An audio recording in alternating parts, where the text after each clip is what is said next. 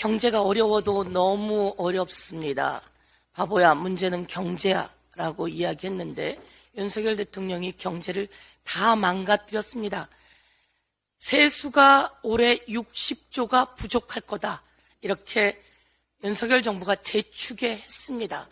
60조가 부족하다는 이야기는 그만큼 경제가 돌지 않아 돈을 못 벌었다는 이야기입니다. 먼저 국민들의 소득세가 18조 원 부족하다는 겁니다.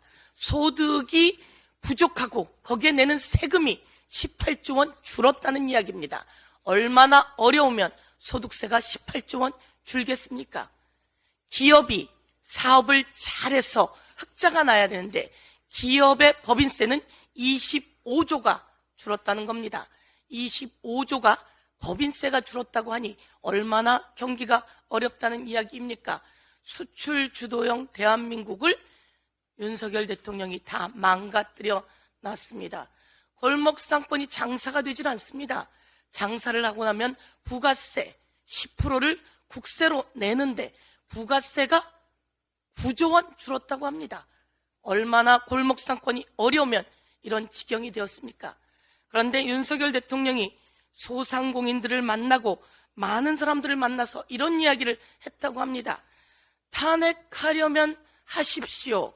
그래도 제가 여기에는 돈을 써야 되겠습니까? 써야 되겠습니다. 라고 했다고 합니다. 앞말 뒷말이 다 안 맞고 윤석열 대통령도 자신이 걱정되시는 모양입니다. 우리는 제 입으로는 이야기하지 않았는데 윤석열 대통령이 하신 말씀을 제가 한 번 더 되뇌이는 겁니다. 윤석열 대통령께서 탄핵하려면 하십시오 라고 했던 말, 당신께서도 왜 이런 말을 되뇌이는지 한번 돌아봤으면 좋겠습니다.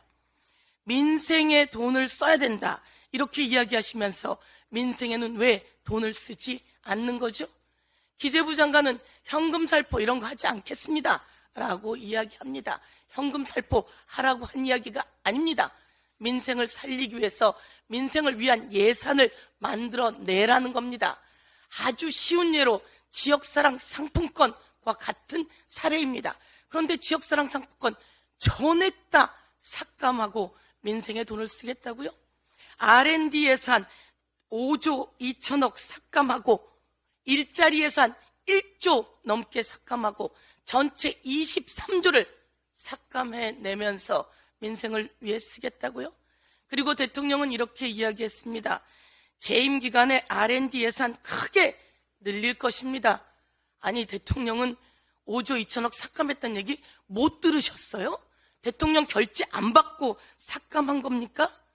돈이 얼마가 들든지 연구 개발에 뒷받침하겠습니다. 대통령 어떻게 이렇게 말씀하십니까?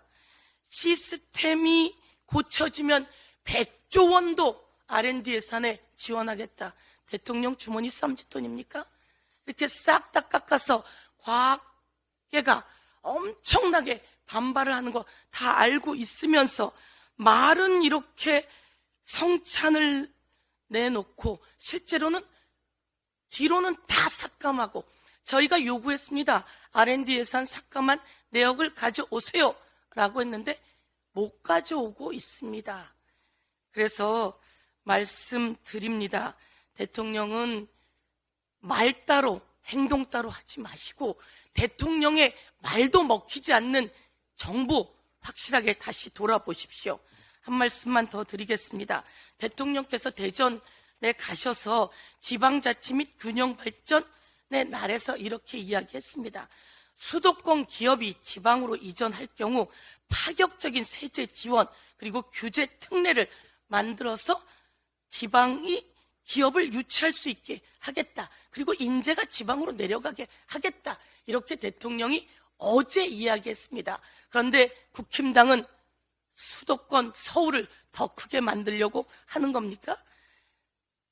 김기현 대표가 한 이야기를 대통령실에서는 처음 들었다고 한다는 거 아닙니까?